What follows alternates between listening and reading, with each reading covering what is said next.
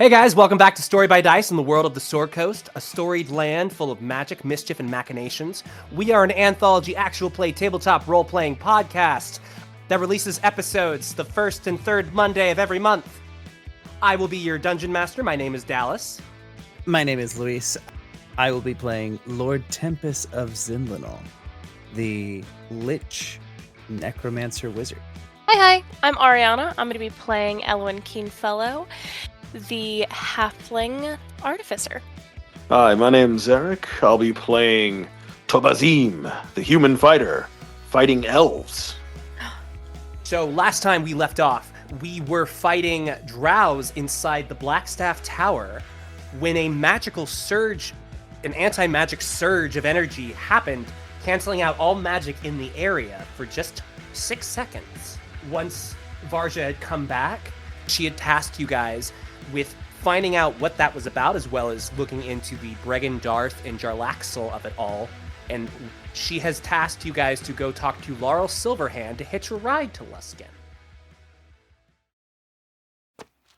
Within the hour, as the sun begins its descent over the horizon, or as you guys have been making your way to the port, it's been eerily silent, with every so often there have been hints of people talking about anti-magic and like the magic wave that had happened.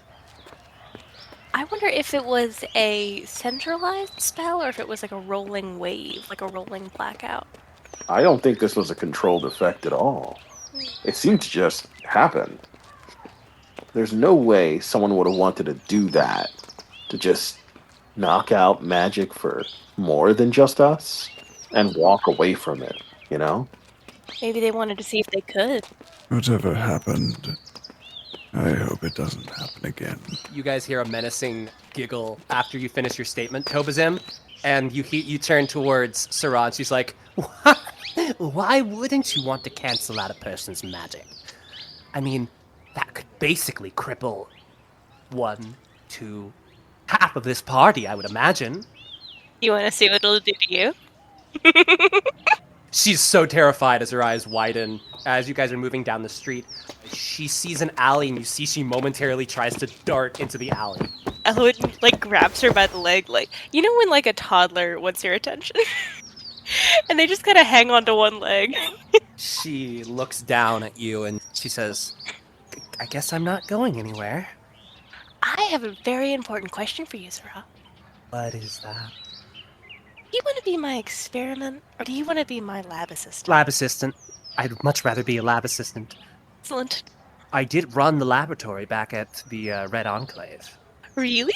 Yes. Her opinion of Sarah is going up. She did save your life, I think. Yeah. Yeah. Details. But now I know that she worked in a lab. That doesn't matter as much as... Exactly. Yeah. Once you guys break into the port area, you see a very elegant-looking, we'll say, sloop. Above the mast flies a flag of a reflected moon descending. It is the flag of Waterdeep, and you see 2 guards standing side by side of the gangplank. But you do know this is the boat you need to go to. The Floating Harp is what the name of the boat is. I'm gonna stow the fact that Sarah said that she's part of the party now. She's grown attached to us. She's got Stockholm Syndrome. Just not gonna mention that. I'm gonna go up then to the gangplank with our guys. Who are these 2 guards anyway? What do they look like? You see 2 guards who are wearing chain plate armor. Both have a brown goatee and a bald head. They actually look really similar to each other. I'm sorry, brown goatee and a what? And bald head. Are they twins? They are twins. The guard to the left says, you there. Yeah, no loitering here. Be on your way. Oh, yeah, I'm here to see the Silverhand, the Open Lord. Have you an appointment? Yes, I've been sent on behalf of another.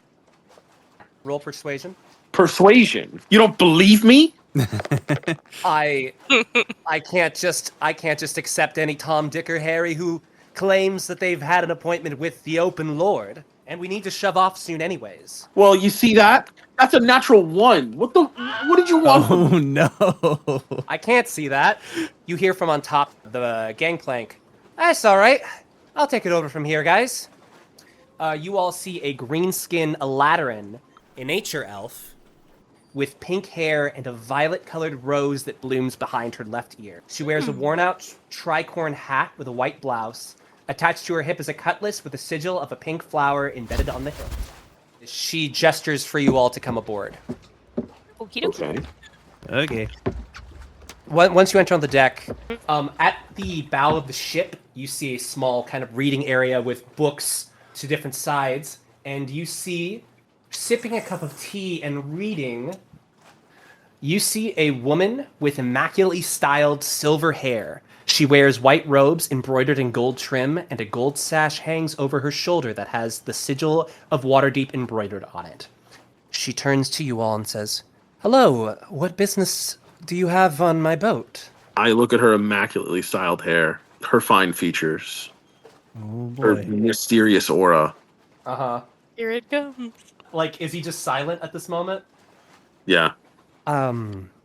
Okay, Tempest takes a step forward. We were sent here by Malik Oldhanek.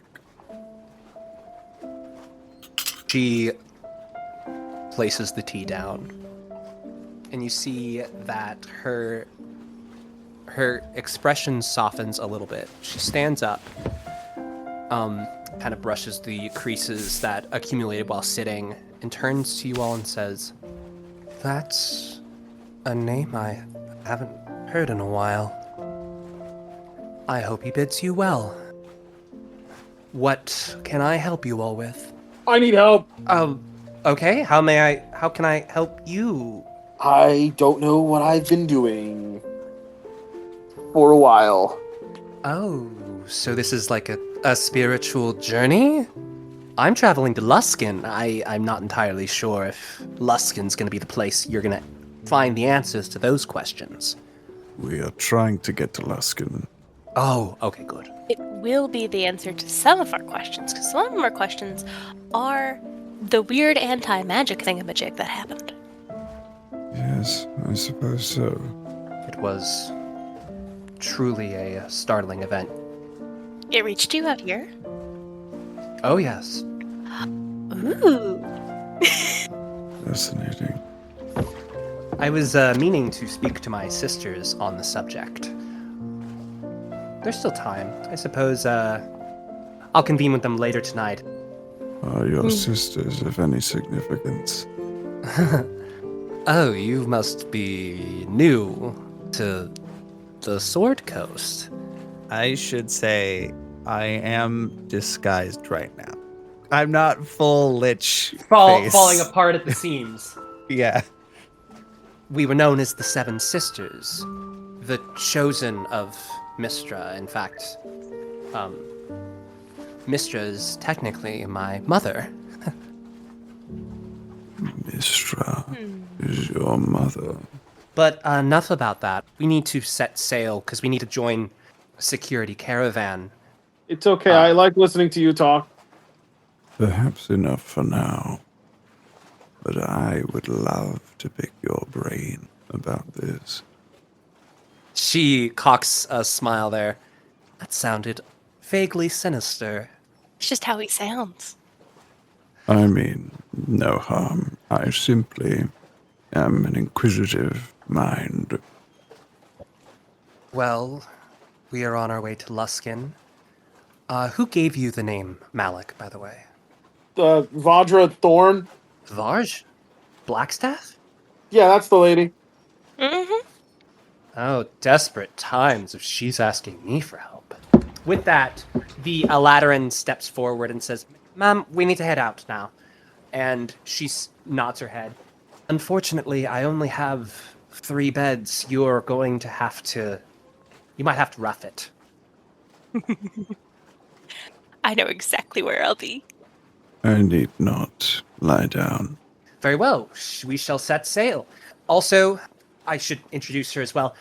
This is also my own personal guard, Rose Rumbell. I wave hi. Rose waves back, and then she goes off to the helm to start like checking on things.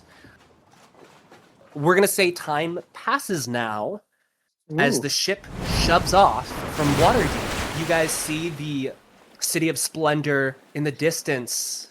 If I may, Please. Elowen is going to, as quick as she can, try to survey the entire ship. She is specifically looking for explosives. Oh, that's smart. Give me an investigation roll, please. 19. Oh, 19. There are no bombs on board.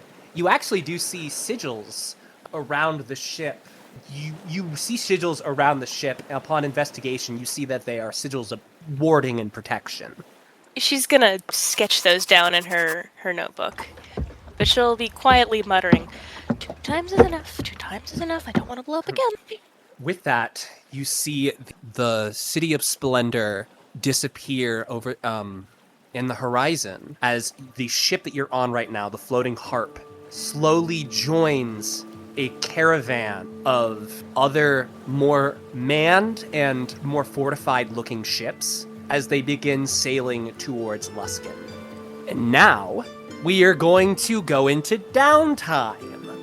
Boop, boop. It occurred to me while I was planning this session that we haven't actually had a long rest the entire campaign. So it's going to take a week to travel to Luskan. So you guys have a week to talk to any of these NPCs. A week? Who would like to go first? The first day, I'd like to just watch Laeral, and then like I'm gonna walk up to her, but then I don't walk up to her. I'll do that for like maybe an hour. Yeah. Okay. Try to get my courage up there. At some point, I'm just gonna walk over. What are you drinking? Chamomile, would you like some? Mm-hmm. I'd like to pretend she's just as kind of uninterested. She hands you a teacup and she takes a kettle nearby. And surprisingly, even though there's no kind of means of warming it, the kettle is still warm regardless. And she looks at you like full eye contact and she says, "Careful, it's hot." And she starts pouring it into the cup. "So what can I do for you, Tobazin?" I don't know. I don't know. Oh, I came here because I thought I knew what I had to do, but I don't know what I have to do. I know I've been told things to do, but I'm okay. Well, what are you supposed to do? supposed to babysit some guy. Which guy? The man who's been half-masked the entire time? No, I actually don't care about him at all. Ouch, bro. Yeah. We're coworkers. I barely. I felt that in here. She looks towards Murph. Murph has a set, like a potter's set, a portable potting set kind of made, and you can see like every time he starts a new pot, like he accidentally does something.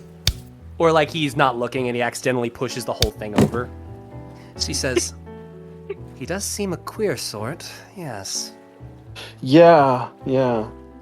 I have to make sure he doesn't die, and something else. I'm not sure yet. Who tasked you with this? My lady. Does she have a name? Or is this more of a secret hush-hush romance plot? As she says romance plot, you see she starts to get invested. Are you some secret, like, forlorn lover or something like that? Oh, I have a level of devotion that can't be put into words. I live for her. She must be quite the spirited person, I hope. She's something. How long have you known her? About like 10 years. Oh, an old friend. Yeah, she's known me all her life. All her life? I sort of left home. That's when I was first introduced. Some family friends took me in, and As family friends are wont to do. that's where I met her. Well, I knew her. She takes your hand and she says, "I understand. I hope that you achieve the affections of this maiden." She, okay, I need to. Ooh, you're really something, No, did I overstep? She drops your hands. No, I'm a crabber hand again. Uh, you have an air about you that I have never experienced before, and she did too. My lady, my lady is misfortune, and she has taken my heart. Give me an insight check. I got 4 in insight. She's still smiling as she says, well, I've never met a worshiper of Bashaba before. Oh, yeah, I mean, yeah. Oh, and she lets go of your hands also. Oh, man. He's like, I'm not touching that. Ah, Yeah, he's got bad luck cooties. yeah. I have a question I've always wanted to ask a follower of Bashaba. Uh-huh. What is the appeal of misfortune? Surely Tamora would be a much better god for the benefits of it. Well, ask any sailor why they would pay fealty to the bitch queen. That's Umber Lee, the goddess of the sea. Oh, gotcha. Yeah, Thank you. she sucks. If you don't pay her, she'll kill you. She's Girl boss. Yeah. Yeah, she's you could probably worship some other god and be fine, but if you're on the ocean, you should probably just give her Pay some tribute. Yeah. I see. So you worship your lady because you want to avoid misfortune. Yes. I don't wish it on myself. Do you have anything else you want to say? I don't know what's basically. I just want to get across that I am kind of an open book. If she talks to me, I'm just gonna say stuff, Okay, cool. and I like it when she talks to me. Good to know. Something about powerful women seems to just do something to Tobazim. It makes his little brain go whoa. And now, a brief word from our DM. Hello, my name is Dallas of Dallas and Dragons. If you've been enjoying my dungeon mastering and you're looking to start your own campaign, I'm available for hire. I'm based in Georgia and I also run games online through Discord. Whether you're brand new or a seasoned group, I'd love to help bring your story to life. Should you want to book me, you can find me on Instagram, TikTok, and Blue Sky under Dallas and Dragons. Dallas and Dragons, let your journey begin. You want even more tabletop chaos? Check out Dungeons and Delusions on Twitch. They're currently playing Baldur's Gate Descended to Avernus every week from 7 to 10:30, and our own player Luis narrates the adventure. That's Dungeons, the letter N, Delusions. See you there. Now, back to the action. Who wants to go next? At some point on the boat ride, doesn't have to be immediately, Elwyn would go up to Tempest.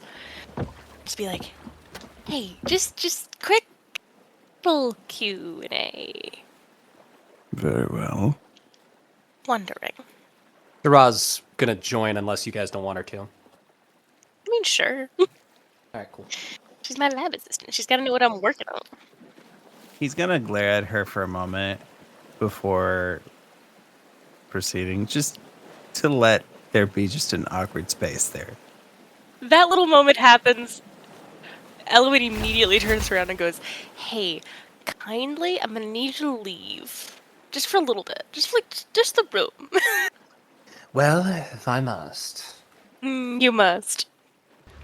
You are awfully chummy with your minion. Well, a willing subject is always nicer than an unwilling one, as I've learned. I got stabbed at some point in prison. It was really interesting. But neither here nor there. And she's like flipping through her notebook. Could you teach me this? And she like flips around her notebook and like points to the sketch of the The Netherese language. Yes, the Netherese. Could you teach me? Please? How is your aptitude at learning? You are a studious one, but the Netherese, as any language, takes years to master. I suppose I could teach you some basics. I will bet you a magical item that I make that I'll learn it by the end of the boat ride. Is that so? Pray tell, what kind of magical item can you make? as the day has wind to a close, Laurel switches to a different evening wear kind of outfit. She's wearing a... Oh no. Well, she's got looks. She's got looks. Tobazim does not stand a chance. Oh no. She wears a nightgown that is embroidered with cartoon-looking frogs. Oh god. That's a choice. Oh no. She's That's cute. a choice. She's quirky. Oh no. The table is lit out before you. You have a roast beef and several different vegetable options. We're gonna say salad, and I don't necessarily know what like luxury food sprawled across looks like, but it's there, and it smells great and warm and wonderful. So I grab a hunk of meat. I start eating the meat with the bone on it. Let's say, okay, I was fully prepared to lock myself in a room and only come out for an hour at a time. Now that I say that out loud, I kind of like that, though. What? Locking myself up in a room and coming out for an hour at a time. Let's say that that's how we did. And I do come to dinner. A thought potentially crosses Elwyn's mind. Surrounding this table, you have some of the brightest arcane minds on all of Tyrell. Maybe now's the time to ask about Pandemonium and your uncle. In my head, what I would like to have happened, because Elwyn is a little bit like a dog with a bone. She is so focused. I think Sarah comes over and just kind of grabs her and just like, come on. Come on. Food time, dear. Food time.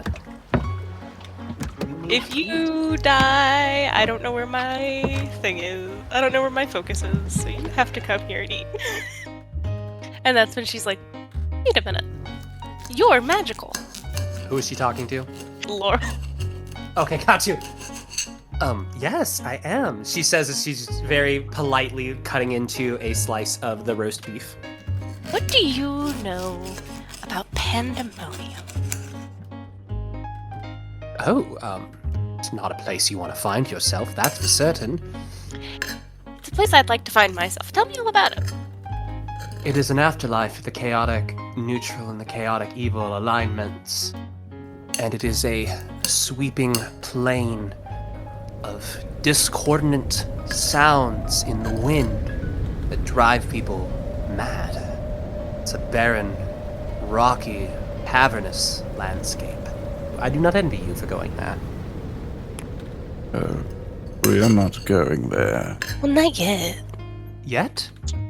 I don't want to go there, but I can be persuaded. Not if we can help it.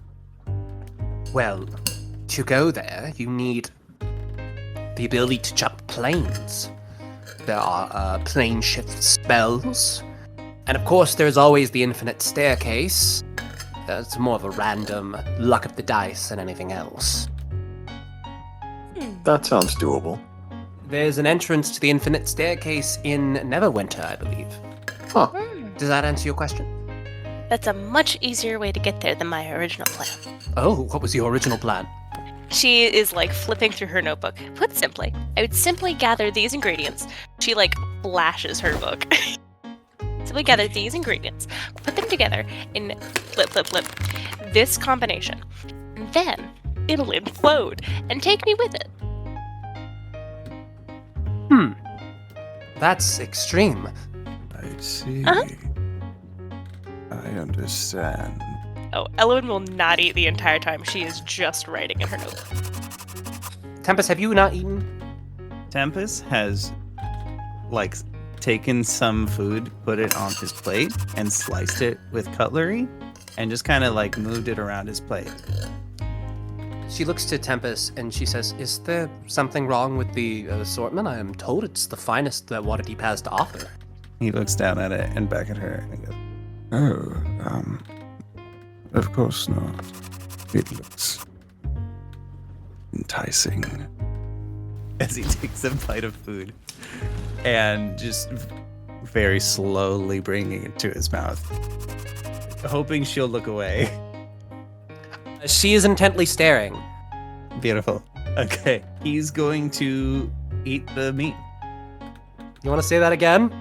He's the going meat. to eat the meat. All right, that's specifically for our OnlyFans shoutouts. So, I would love for you to make a kill me. yes. Give me a con save, please. Wow, that's a nat 20. So cool. Glad that happened. You can tell that it is inside your mouth as you're chewing consistently, and then you look to everybody. Everybody's still looking at you, and then you're like, "Oh right, I have to swallow." And then you swallow, and you can feel the food start to slowly go down your neck, and it feels uncomfortable, but it doesn't poison you or anything like that, even though you haven't had any food in a long time. That is exactly right. With that, I think the meal is concluded. If Tempest may approach Laeral at some point this evening. I actually have an idea for that. It's late into the night of the second to last day. You don't sleep, but you hear explosions in the distance, fire raging. It's in the distance, far away, but you can still kind of make out some sounds. You come up to the top of the deck, and you see in the distance one of the security envoys that's protecting the floating harp has gotten into a cannon fight with a new vessel bearing a yellow flag. You can see that Laurel is at the bow of the ship, and she's just kind of watching with a cup of tea in her hands. For those at home, it is a yellow flag with a dragon wings outstretched with its mouth open, descending, trying to grab an orb. Tempest approaches, seeing the battle unfold. The trappings of naval warfare. Or are these pirates? They're Zentarim Interim. mercenary cells. They've been attacking supply routes more and more lately. It's been worrying me. I see. I've spoke with a few of my sisters. Oh, wonderful. The Silvery Marshes also experienced it. Then it is worse than we thought. I agree. You are a demigod, are you not? It's hard to explain. I had a human father and mother, but my mother was possessed by Mystra. I'm a chosen. So you are not immortal. Not necessarily. Do you have the spellbook on hand by chance? I do. It is strapped to the belt on my waist. As she's talking to you, she looks and she sees that spellbook and she says, "That spellbook, may I see it?" I have been entrusted with it. It was requested of me that I take good care of it. It can stay in your possession. I just want to make sure I know for certain that it's what I think it is. Very well. He unlatches the belts that are strapping it to his bigger belt, and he hands you the book. Give me an insight check, please. A 21. I'm on a roll today. Yeah. You hand her the book, and her kind of smiling, pleasant visage that you've seen her kind of carry with her throughout the entire trip drops as she sheds a small tear. She hands the book back to you and says, "Thank you, Is this book of significance to you? It is. It belonged to my late husband, Kelvin Aronson." Ah, yes. She did mention that. Yes. Every so often he would go incognito as Malik Aldhanik. He has been gone from this world for over a century. The one who gave it to me said it was a great act of respect that she would entrust me with this book. Do you see it as a respect? I know not the names of these people, the meanings of their titles, but I am not one to waste a useful boon. I respect that. She turns and is watching the battle unfolding leagues away. It's slowly coming to an end. do you know of your goddess? Mistra? I don't even know where to begin. I know a lot about her. You have spoken to her. Yes, plenty of times. Why? To be that close to a god, it must have been remarkable. I think that... May I show you something? You may. She waves her hand around, and the scene before you shifts and changes. It's like you're peering into the ethereal plane, so to speak. It's like you're still seeing everything, but gray. But it's like everything is in gray, sort of. And you see all around you vibrant images of waves and webs, and you see that she is emanating so much of this kind of energy. Then she closes her hand and it disappears, and she says, Mistra is a god, but she is also the weave. What you just saw was the weave. Anytime you interact with the weave, you're talking with Mistra. Cast a spell, you're asking for her permission, whether you intend to or not. But of course, as it has always been. The weave, though, does flow strangely around you. I would urge you not to pay mind to that. All right. Fair enough. My true faith is not for the faint of heart. I present this one as a kindness. Well, it is greatly received, Tempest. Do you have anything more to ask her? One more thing. What do you know of this Jarlaxle Benray? Quite a dandy individual. Jarlaxle, very charismatic, but always seems to kind of hold a knife up his sleeve. Yes. Pretty typical for a drow. It's not a big secret, but he is the unofficial ruler of Luskan. The reason I'm making my way out to Luskan is because it's joining the Lord's Alliance. It's officially becoming one of the Sword Coast cities. Well, then, I suppose that's something. This Waterdeep, it's on the Sword Coast. Yes. She nods in your direction and she says, I think I'm going to adjourn for the evening. Yes, I suppose I should as well. I'm gonna let her leave first. Oh, okay, yeah. What is the display in front of me? The ships, are they still fighting? Has one of them fallen?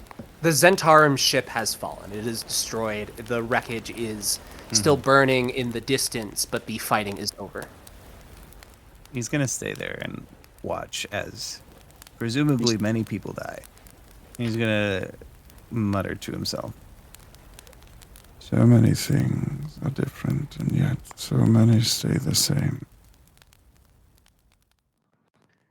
All right, great Right. job, you guys. A lot of talking, a lot of thinking, a lot of doing.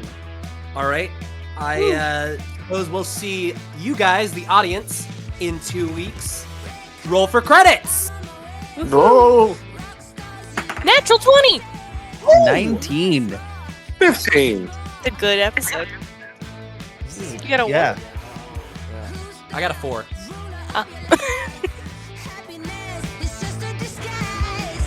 It gets you nowhere. Oh, you know what they say. Stay deranged. I've got to stay deranged. Oh, hunters will hunt, take a stand. Will you back down on command? Sun is out, and so is my big man. Dare to be a devil, dare to be a devil, dare to be a devil. Next time on Story by Dice. You blink, and he completely disappears. He what?